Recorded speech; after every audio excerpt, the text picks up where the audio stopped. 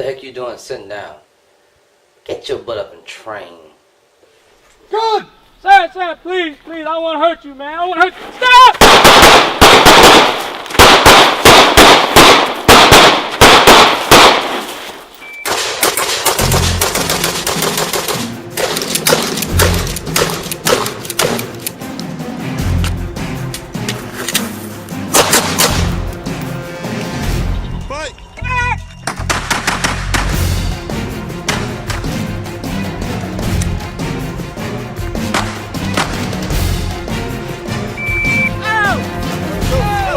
Let's go!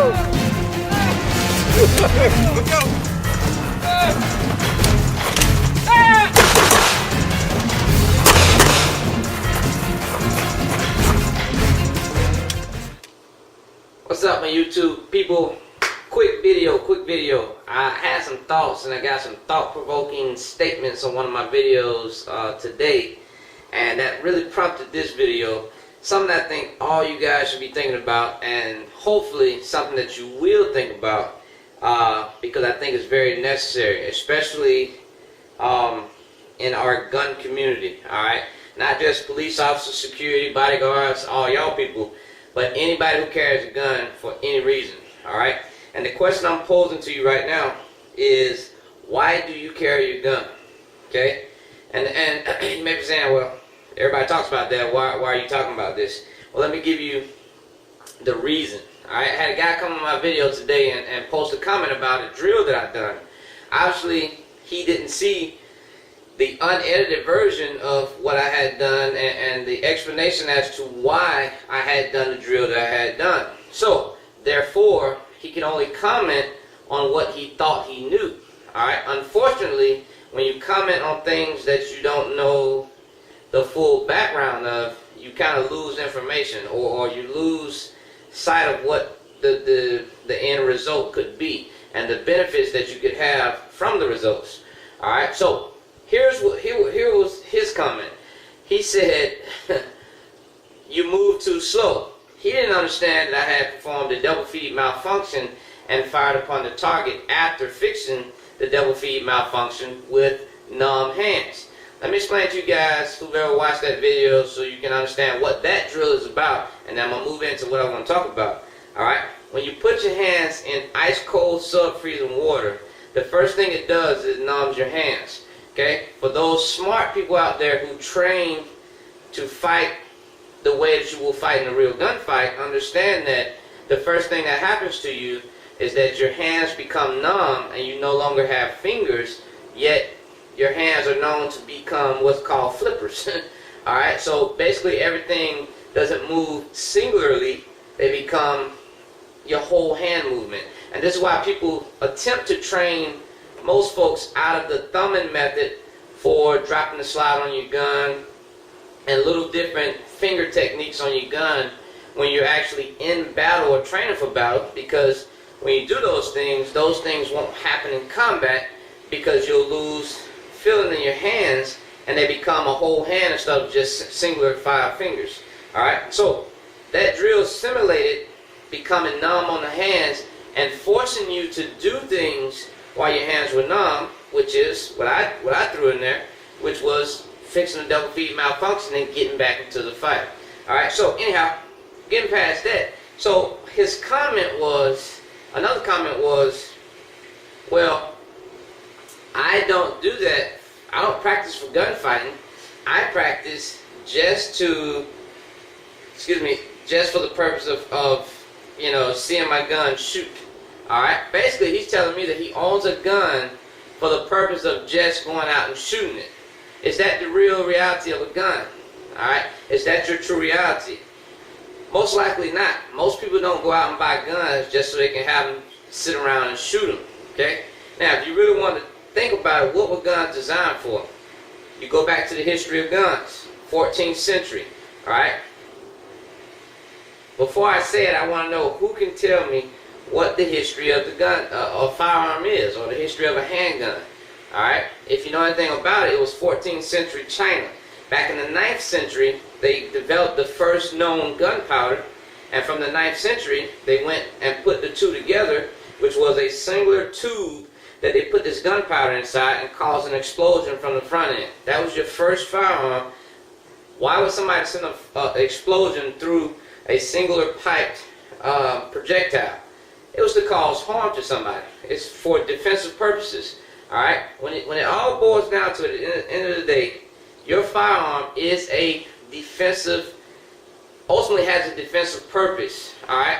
For those who are using it for that reason. Of course, you have your competition shooters who are shooting race guns. They just want the gun to be fast, accurate, really light, and be able to follow up on shots time after time.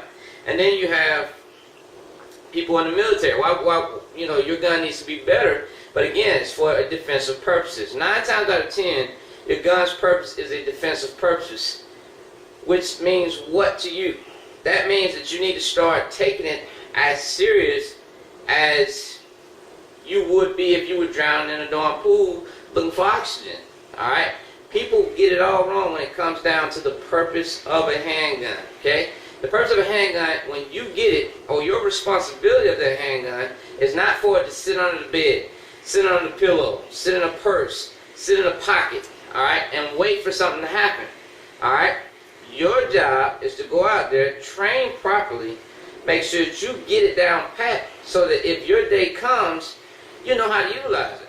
Okay? Another comment that he made was just really blew my mind. I'm not really talking about you guys. You just gave me that perfect scenario to talk about. He also said that I really hate the way the Glock spits the rounds out. The way the Glock extracts rounds just really bothers me.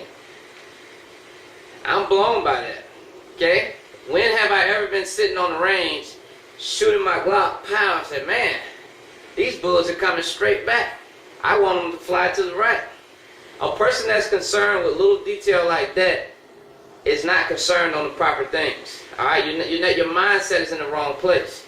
Alright, what is the job of you and your training? It's at the end of the day to go home away from that gunfight with proper training, techniques, and tactics. Alright, if you don't have all those 3 things, including this mindset up here, you're going to be in the wrong place. Alright, if I'm concentrating on the ejection of a singular round coming out of my darn Glock, that's a problem.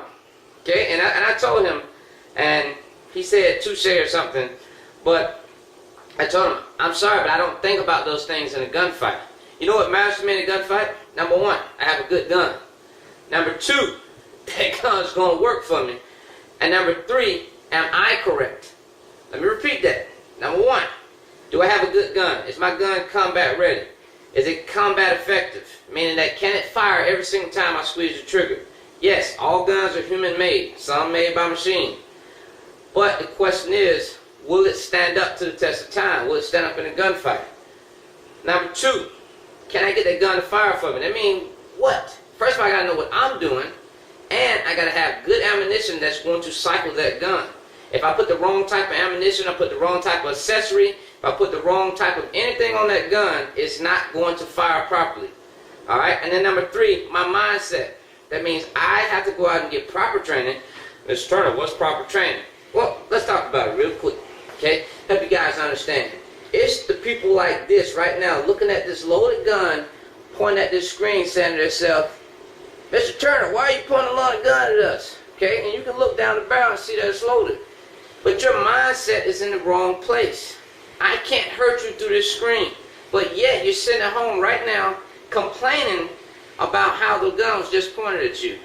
Let me tell you something, people. Okay? Get your mind together. Understand what the purpose of your darn gun is. Stop thinking about it the wrong way. Another thing that led me to this video is another one of my partners from the West Coast hit me up, and he was asking me about how to draw a gun in a car. I said, let me tell you what's the only thing that matters when it comes down to drawing a handgun is the safety of you and the safety of others around you. That's it. Okay? I know a lot of people teach this technique to go over the steering wheel and all this other stuff. Would you do that if it was faster for you to just come up across your lap and point the gun out the window to get it to the bad guy the fastest? Would you really concentrate on the concept of going around the goddamn steering wheel? No, you wouldn't. As long as that gun cleared your lap, your toes and your feet, and your arms, and your passenger or what else, you're going to go straight onto target and you're going to start shooting at the thing that's trying to harm you so you can neutralize it the fastest. When you're thinking about what your gun is for, the purpose of your firearm for defensive purposes is to get into the fight the fastest, to make sure that you hit what you're shooting at, have great shot placement, being surgical, and your mindset is in the right place. Because if your mindset is not in the right place, you won't even be able to perform any of that stuff in the first place. Understand what your mindset is about your firearm, people. What's your freaking purpose of your firearm? Okay? If you want to sit it at home, put it on the mantle, make it a display for everybody, do that. Alright, do that. But I can guarantee you, you're not going to have a good day at the end of the night when you got a criminal coming after you for all the wrong reasons. A few things you got to remember when it comes down to a criminal. Number one, he doesn't have a waiting list. Okay? You can't tell him to hold on, I'll be right back. Number two, he does not care about you. Okay? Number three, he don't give a darn about your family and everybody else around you. And number four, criminals don't follow the law. They don't have gunfighting rules. Guess what? He probably possesses the thing that he's attacking you with illegally anyway. Alright? Get your mindset in the right place. Know what the purpose of your firearm is. Train hard. Go out there. Stop going through all this political nonsense. Oh, don't point guns at the screen. Don't do this. Don't do that. Listen to me. Your job, train the right way. Make it efficient. Make yourself surgical. Get your mindset right. And understand the true value of what the purpose of your handgun is. The purpose of your rifle. The purpose of your shotgun. Alright? Don't go out there and waste your money on a 50 cal if you can't never do anything with it.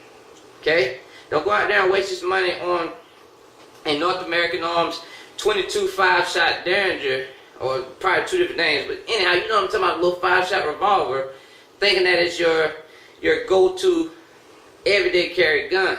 Get your mindset right. Understand it. And that's it, man. That's all I got to say. I just want to shoot this quick video because it really just wound me up how people, you guys sitting at home, you armchair adventurers sitting at home typing really hard on your keyboards, thinking that you know everything you got done talking about. Alright? Pay attention. Alright? Get your minds right. Guns are not for fun. Guns are self-defense tools that, if used properly, will never get anybody in trouble and will keep everybody in a righteous place. Alright? That's out. I mean, that's it. I'm out. This is Steve. Y'all know I love you. Y'all make sure y'all win that goddamn fight because you have a responsibility to get home to your goddamn family. I'm out. Y'all have a good one.